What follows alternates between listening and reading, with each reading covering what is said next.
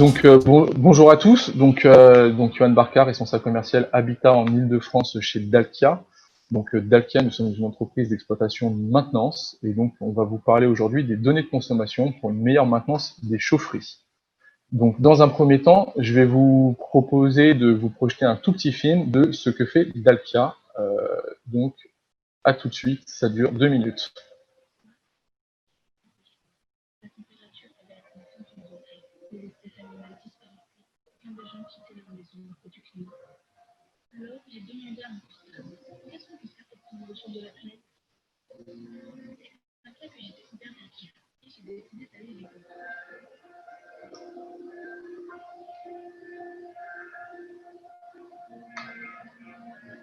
Quand j'ai vu que j'avais 10 000 questions, je me suis dit que ce serait mieux de revenir sur le terrain. J'ai découvert qu'il y avait plein de solutions pour prendre soin de la planète. Par exemple, ici, à Lyon, c'était marrant. Ça s'appelle une chaufferie du monde. Avec des petits mégots qui ne servent à rien, on peut chauffer des milliers de logements. Des piscines, des hôpitaux. Oui, avec des petits mégots.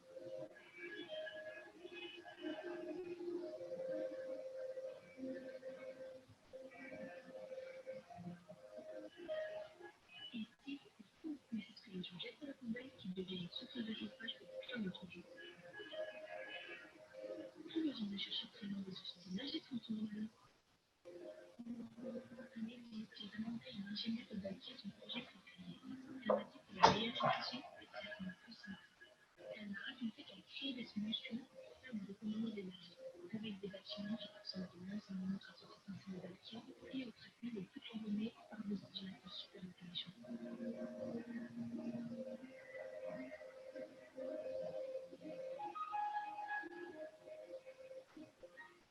Ici, on a cherché une façon de chauffer les habitants sans polluer.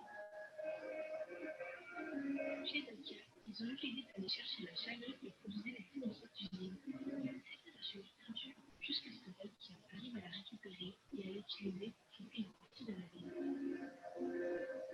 Après, je suis allée rendre visite à une amie et garçon qui habite au ciel. Là, c'est la mer qui permet à l'enfant de chauffer et de climatiser. Ça s'appelle l'installation thermique. C'est la première fois qu'on l'utilise pour tout compostier. Je sais que c'est fou, on peut se chauffer avec la mer. Alors bien sûr, je sais qu'il y a encore des fractures ouvertes. Nous savons que chez Dalkia, il y a tellement d'hommes qui cherchent des solutions et ce pour le coup, je vois qu'il y a plein de projets, plein d'idées pour changer notre façon de se chauffer, de se réfléchir. Ça m'a vraiment rassurée.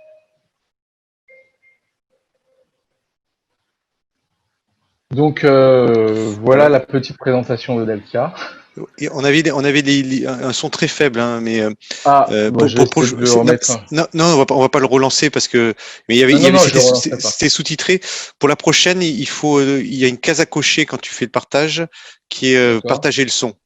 Je pense que tu n'avais pas Ok, coché cette case, hein, c'est possible. qui est en bas de la fenêtre au moment où tu partages. Ok. Voilà, Bon, excusez-nous je ferai pour les attention. intervenants, mais il y avait l'image et c'était sous-titré, donc Ah on bon. était en mode comme si on était sourd un peu.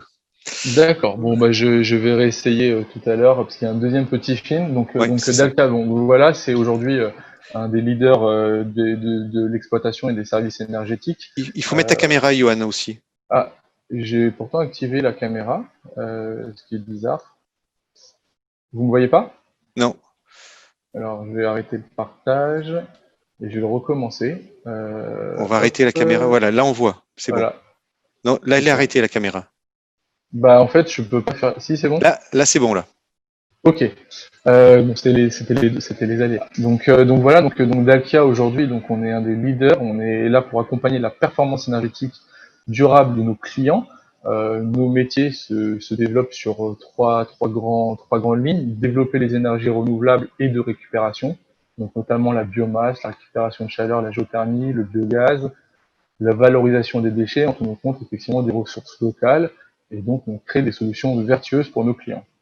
Le second, c'est effectivement de faire des économies d'énergie, donc aussi bien donc pour les collectivités locales, les industriels, les activités tertiaires, les établissements de santé, et du coup, chaque secteur a sa spécificité, ses opportunités d'optimisation. Donc on s'engage durablement à réduire les consommations et les factures et l'impact environnementaux de nos clients. Et donc le troisième point, c'est l'innovation, ce qui va nous amener à la transition sur le BIM. c'est effectivement de s'inspirer et d'innover de façon sur les nouvelles technologies, d'encourager la créativité. Donc ça fait plus de 80 ans qu'on fait ça et on accorde une place primordiale à l'innovation, les facteurs de progrès et les projets d'avenir.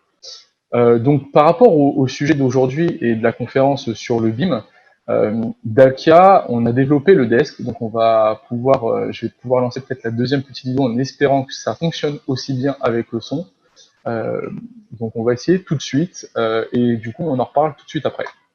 On va le faire ensemble hein, pour la vidéo. Ouais, on va essayer. Non, là on n'a pas le son non plus. Alors il faut que je regarde comment faire. On va recommencer le partage d'écran là. Ferme la vidéo. Ouais. D'accord, je vais faire la vidéo tout de suite. Voilà, on arrête le partage d'écran. Ok. Voilà, et on va recommencer le partage d'écran, mais tu vas pas aller trop vite. Partage d'écran. Donc là, j'ai partagé l'écran, l'intégralité de mon écran. Et en bas, il y a une petite case à cocher, partager le son. Je n'ai pas. Je n'ai pas. Partager le son de l'ordinateur. Si au moment où tu... J'ai que partagé parce que je suis sur Chrome en fait. Je ne suis pas sur Zoom. Ah mais d'accord, ok, bah donc ça marche pas alors. Je vais essayer de faire au mieux, on va voir. On va réessayer, je vais essayer de faire au mieux. Je vais essayer de mettre le son à fond du coup. Hop. Voilà, et on va essayer de relancer du coup. Vous me direz. Expert dans les solutions de maîtrise de la consommation On énergétique. entend, c'est bon, on entend. Dalkia est centre de pilotage des installations de ses clients avec le desk. Cette innovation permet à Dalkia de réaliser des économies d'énergie en pilotant les installations de chauffage, de climatisation ou de production d'eau chaude sanitaire de ses clients. Il peut ainsi agir sur des immeubles d'habitation, commerces, hôpitaux, écoles, sites industriels. Tout commence par un audit de l'installation. Le diagnostic permet alors de modéliser la consommation énergétique du site. Les données collectées sont analysées au desk par nos experts qui les interprètent pour anticiper le comportement des bâtiments en s'appuyant sur leur expérience et l'historique de milliers d'installations. Les analyses sont renforcées par la présence à tout moment d'un technicien sur le terrain, faisant du desk un outil d'aide à la décision pragmatique et sur mesure. Lorsqu'une action liée à la performance énergétique est nécessaire, l'analyste informe le centre de pilotage ou le responsable d'exploitation qui déclenche en temps réel l'intervention avec le technicien le plus proche du site concerné. Nous offrons ainsi à nos clients la garantie d'une consommation optimisée grâce à un suivi permanent de leurs installations et à une résolution ultra réactive des problèmes. Cette innovation majeure dans le domaine de l'efficacité énergétique permet de garantir à nos clients le maximum d'économies pour le meilleur confort possible à chaque instant.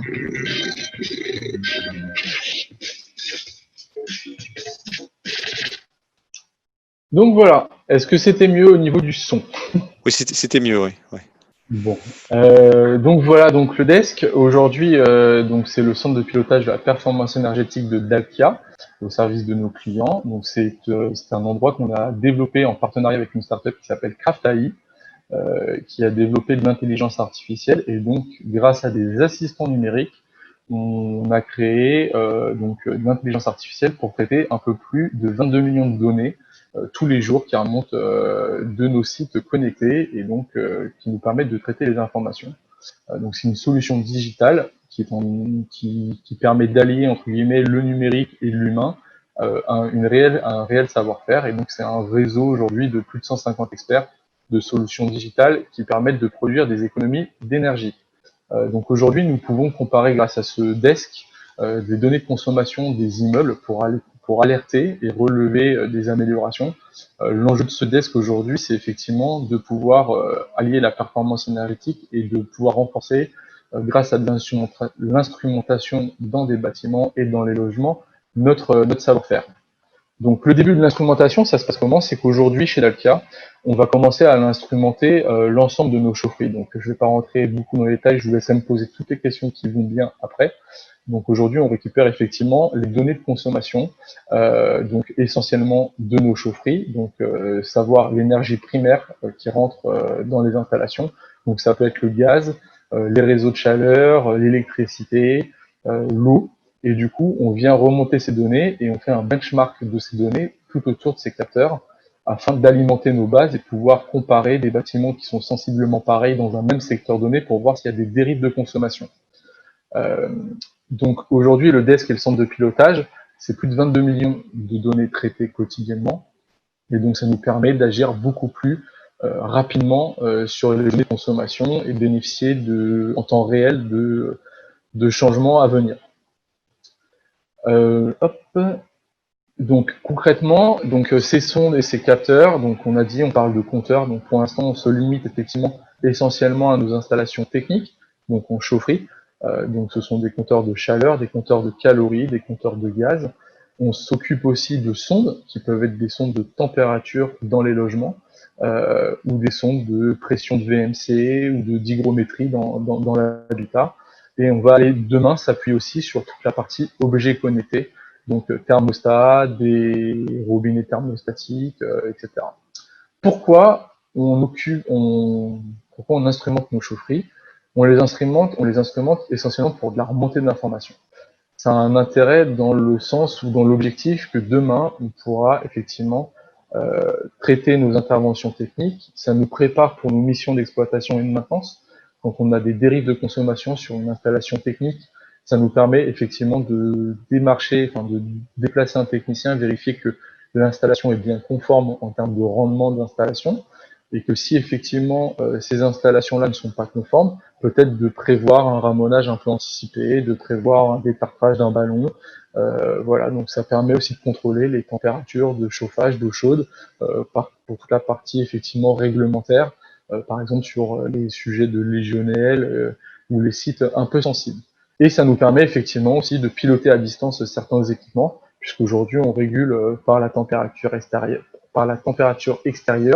et par le comportement des occupants. Donc ça, c'est ce qu'on fait déjà aujourd'hui. Demain, qu'est-ce qu'on envisage par rapport au BIM? C'est qu'effectivement, demain, on peut éventuellement venir passer des flashcodes sur le matériel afin de connaître l'état, l'âge, connaître la fin de vie d'un équipement. Demain, ça pourra permettre effectivement aussi de piloter des travaux, de faire une historisation des interventions, des alarmes, donc un capteur ou un matériel qui serait un peu moins efficace permettrait de remonter plus d'informations, et du coup cette remontée d'informations nous permettrait de le changer peut-être par anticipation. C'est aussi depuis 2007 maintenant, le fait du 31 mai 2017, la loi de transition énergétique qui a demandé à ce que l'indexation des frais de chauffage devienne une obligation pour les immeubles chauffés de façon collective. Donc pour ça, Dalkia aujourd'hui est capable d'accompagner via des prestataires des solutions de répartition de frais de chauffage, donc en mettant des compteurs ou des répartiteurs via des partenaires. Ensuite, l'instrumentation dans chaque logement, donc c'est des sondes de température, donc ça se fait beaucoup dans la construction neuve aujourd'hui, d'avoir des thermostats un peu connectés, des radiateurs qui soient indépendants les uns des autres.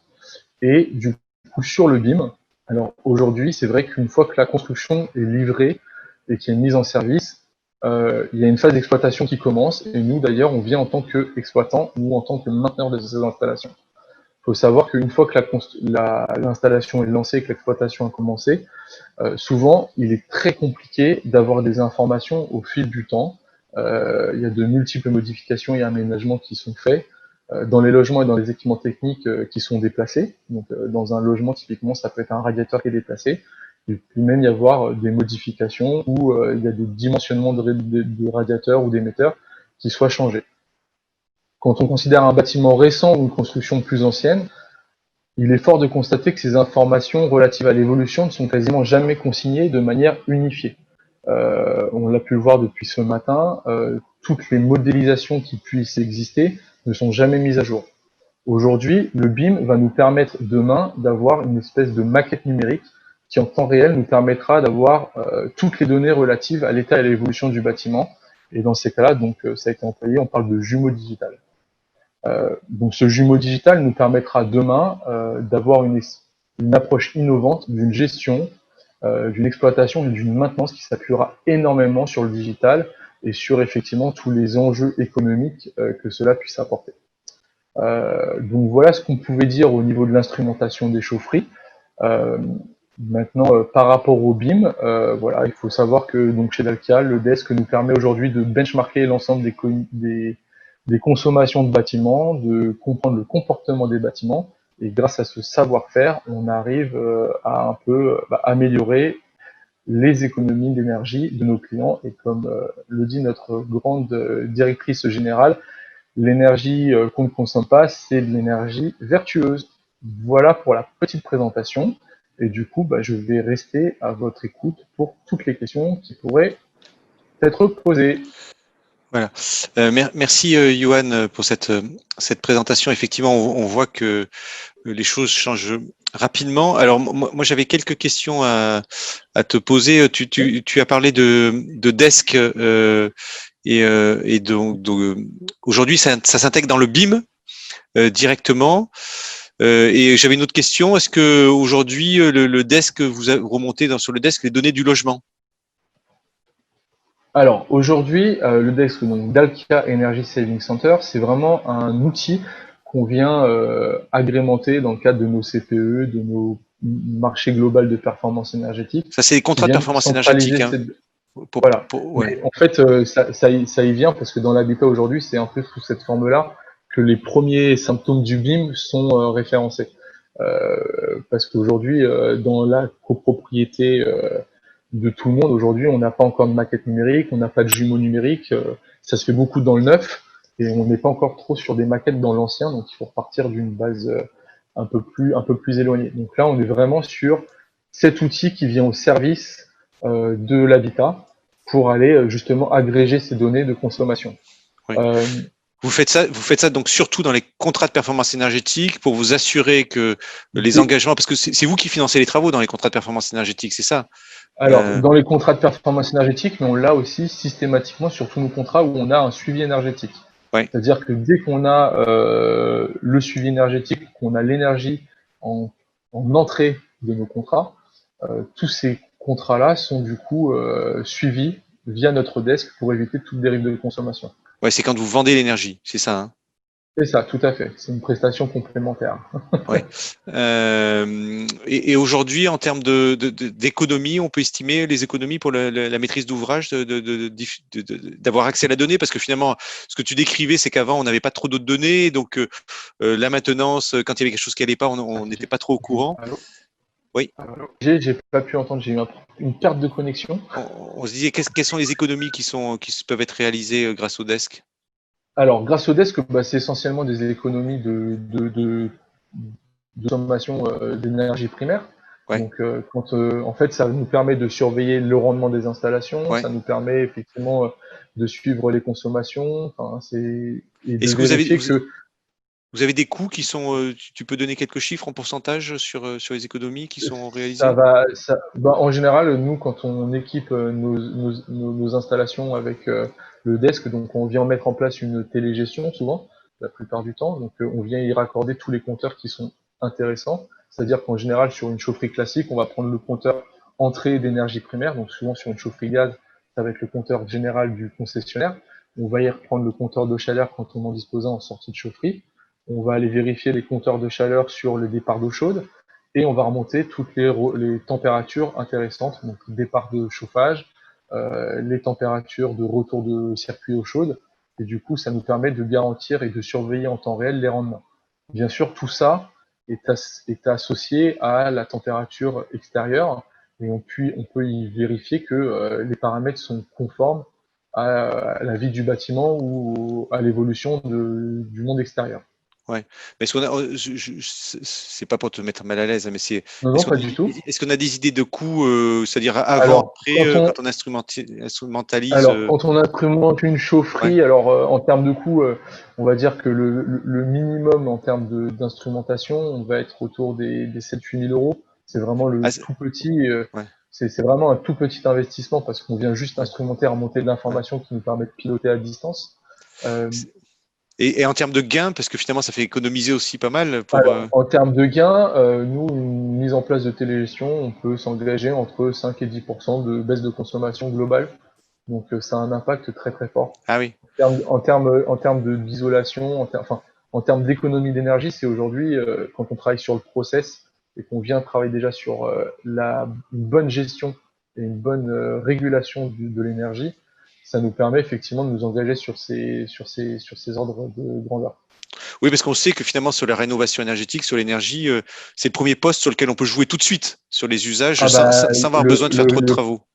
voilà, le process, c'est un peu la loi de Pareto, hein, c'est que 20% de l'investissement réalise 80% des économies et inversement. Ouais. Quand on fait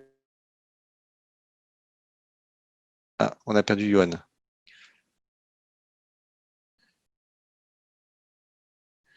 Johan? Ah, je crois que c'est perdu. Johan, tu nous entends? Oui, j'ai perdu la connexion. Ouais, voilà. Oui, donc je disais, quand on prend une copropriété moyenne de 100 logements aujourd'hui, une rénovation complète d'installation de chauffage, il faut compter une enveloppe entre 150 et 300 000 euros d'investissement qui peuvent aller engendrer tout de suite 10 à 15% d'économie d'énergie globale sur le Ouais, chauffage et l'eau chaude. On parle ouais, encore une fois que du chauffage et de l'eau chaude, pas de toutes les consommations énergétiques annexes.